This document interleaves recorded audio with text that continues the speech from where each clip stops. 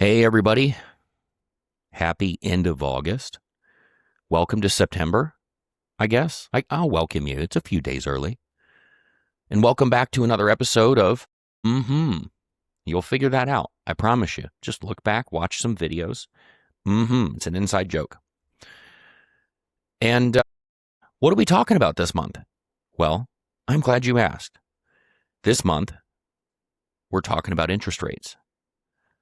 And why haven't they gone down? Why are they going up? That's a good question. Again, I'm glad you asked. Before we go into that, though, isn't it interesting how it's the end of August and you're already seeing, like, you've seen Halloween stuff out on the shelves for like 3 or 4 weeks now? Maybe, depending on where you are in the country, it could have been since like July. And how we just kind of glaze over holidays now. It's like as soon as the Valentine's Day stuff is off the shelf, or once it's selling out, here's the Easter stuff, and then it's like as soon as Easter stuff's up, here's the summer stuff, and as soon as the summer stuff goes up, Halloween, baby. Isn't that cool? So like within in like the next 37 minutes, they're already going to start putting out the Thanksgiving and Christmas stuff. It's that time of the year. 'Tis the season, as they say. So back. Focus, Matthew, focus. What are we talking about this week? This month? Oh, and by the way, if you like this content, if you find any value at all in this content, and even if you don't, like, share, subscribe, dislike, comment, ring the bell. That way you're notified of when we put this out, and interact with me, please. I'm going to put out as much information of value as you give me an interest. It will be an N=1 correlation. You're interested in something and want to know more about it. I'm going to take my family's 100 years of combined experience, 5,000 sales, and I'm going to put it out.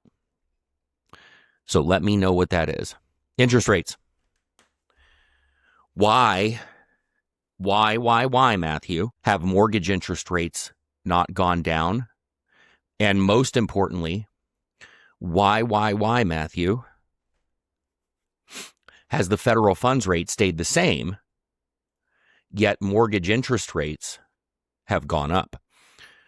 If you are astute to what mortgage interest rates have been doing, they landed around 5.9%, 6% a few months back. But now they're like 7%. And the federal funds rate hasn't moved at all. And I get asked the question, why is that happening? Because most consumers think that when the Fed changes the federal funds rate, then mortgage interest rates follow. The mortgage interest rates are actually impacted by 2 sets of rates. I know, it's crazy, right? They're impacted by 2 sets of rates. So first and foremost, you have your federal funds rate. The federal funds rate solely is the rate at which banks pay each other to borrow money overnight. So when you hear the Fed say we're lowering or we're increasing rates to X percent to X percent. So I think it's at like 3 and some change right now. So 3.5 to 4 is the federal funds rate. All you have to know in your mind is that is what Bank of America pays Chase Bank when they borrow money from each other overnight. That's the wholesale cost of money. And if that's what they have to pay each other to borrow money from each other, they're going to charge you and I more. So when the federal funds rate goes up, so does your mortgage interest rate. When it goes down, sometimes your interest rate will go down as well, your mortgage interest rate. But what truly controls mortgage interest rates, the interest rate in which it's the alpha and the omega, is the 10-year Treasury. 10-year Treasury is government debt. So, all the money printing and all that stuff that happens, the government will sell treasuries or bonds to other countries for countries, people, organizations, hedge funds, etc. When you hear the word bond, that's a company or an individual or a country giving the U.S. government money in return for a promise, a Treasury yield, a promise that they will get repaid with interest in turn. Now, why does in the Treasury doesn't move once every other month or whenever the Fed meets? No, the Treasury moves every day. And what has the Treasury been doing, and why mortgage interest rates have been going up? Well, because of fear in the economy, the war in Iran, because of our crippling $40 trillion. We just ticked $40 trillion in national debt. $40 trillion. The interest alone, the net interest alone. And what do I mean by net interest? The government borrows money from itself and pays itself back interest. The net interest is the interest we're paying other people, other countries, other people, other entities. That's the net interest. The net interest alone is as much as our defense budget, $1.5 trillion a year. Try swallowing that stack of crackers dry. Crazy, right? So back on point, the federal funds rate, we know what that is, wholesale cost of money. The 10-year Treasury, though, is what the government, the U.S. government, will pay people to invest in our debt. They give us money in return for a promise that we will pay them interest. And when people and countries are afraid to buy our debt, a bond, when they're afraid to, guess what we have to do to the interest rates? We've got to raise them to incentivize, we've got to increase them to incentivize governments, entities, companies, etc., to give us money. Because of the war, because of the $40 trillion in debt, and people being afraid that we might not be able to repay it and go bankrupt or insolvent, because of geopolitics and blah, blah, blah. Not a subject matter expert on all that. But because of all those extenuating circumstances, people, countries, etc., haven't been willing to give us as much money. And because of Japan is one of our largest debt holders. They are one of the largest debt holders in the world because their economy is crashing and the yen is crashing. And they're one of the largest debt holders. They're the largest treasury or bond holders for U.S. debt. What happens if they go belly up? So there's a lot of fear. And subsequently, because of that fear, people are afraid to buy treasuries. Dollar weakens. It's just a snowball effect. So in order to incentivize countries and companies and individuals to buy our debt, we have to make it more appealing by increasing the 10-year Treasury rate, the percentage of interest you will get paid if you give the U.S. money. And guess who buys treasuries? Well, I said countries, companies, entities, people, banks.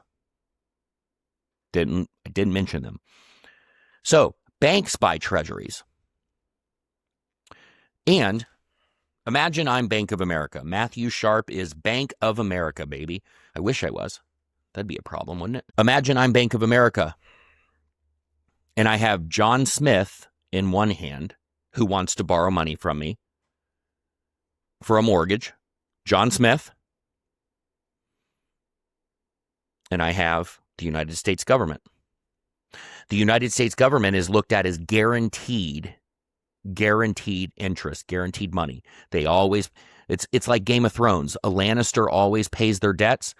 So does the U.S. government. In theory, right? Until they don't. You're good until you're not. You've got the U.S. government over here, and they're willing to pay me about 5% right now. 5. I'm going somewhere with this. That's why I'm repeating it. 5% interest right now if you buy a 10-year Treasury. Guaranteed. It's the U.S. They always pay their debt, right? On the other hand, John Smith wants a mortgage, and he came to me, Bank of America, and I have to decide, who do I invest in? John Smith He might not repay his debts. He might be broke. He might have a bad credit score. Well, if I can make 5% from the U.S. government, how much am I going to want to charge John Smith? That's right. I'm going to want to charge him more. That, my friends, if you followed that, and if it didn't make sense, watch this back again. That is why the federal funds rate hasn't changed at all, yet your mortgage interest rate, if you're going to shop for a mortgage, has been going up and up and up. It's because there is fear in the world, fear in the economy. People, banks, etc., are afraid to buy our debt. So the U.S. government has to incentivize them by increasing the interest rates the treasuries pay. And it tends to be, it's not a hard and fast rule, it tends to be that the mortgage interest rate you can get is about 2% higher than the treasury yield. Well, right now, the treasury yield's right around 5%, just below 4.76, somewhere in there. So if they're going to lend to John Smith, who might not pay his debt, he might go defunct. If they're going to lend to John Smith and they can get 5% interest from the government by lending them money for a 10-year treasury, or more, frankly, for a 30-year, the 30 years much higher right now, historically, and that's a scary thing. We won't talk about that today. They're going to charge John more money. So, when in doubt, when you want to know what's going on with your mortgage interest rates and why they're going up or down, you can always comment and ask me, and I'll help you figure it out. Or you can just take a look at the 10-year treasury. If the 10-year treasury is going down, mortgage interest rates are probably going to follow suit and will follow suit because they're going to want to make a little more profit on the consumer, so they have to charge them more. Or they can just lend to the U.S., get guaranteed 5% money until the U.S. can't repay it anymore, in which in that case, we've got bigger problems. Mortgage rates don't matter. So hopefully this breakdown makes sense. That's kind of an abrupt ending to the video, right? But I wanted to get this block of information out because I keep getting asked, and too many consumers think that too many consumers are basing their livelihoods, their decisions on where I'm going to live, when I'm going to move, how I'm going to do it, based on what the Federal Reserve does with the federal funds rate. Got your head screwed on backwards. It does, to some degree, control it, but the leading indicator is your treasury yield. Federal funds rate, wholesale cost of money. It's what federal funds rate is what banks pay each other to borrow money overnight. The 10-year treasury is it's the split decision. Does the bank lend the money to the government and get a 5% guaranteed return, or does it lend it to your broke cousin, John Smith, who might not be able to repay his debt? We're going to have to charge him 7%. Hope that makes sense. Anyways, guys, man, happy freaking December or September. I won't even edit this out. I don't like editing these things. I want them to be genuine. Salt to the earth. I'm fallible, right? Hope you guys having a raisin. I like raisins too. I hope you guys have an amazing rest of your month. Welcome to September. Please like, share, comment, subscribe, ring the bell. Let me know what you like. Let me know what you don't like. And we'll keep putting out as much value as we can, as frequently as we can. Guys, have an amazing day. Love you. Mean it. See you on the other side.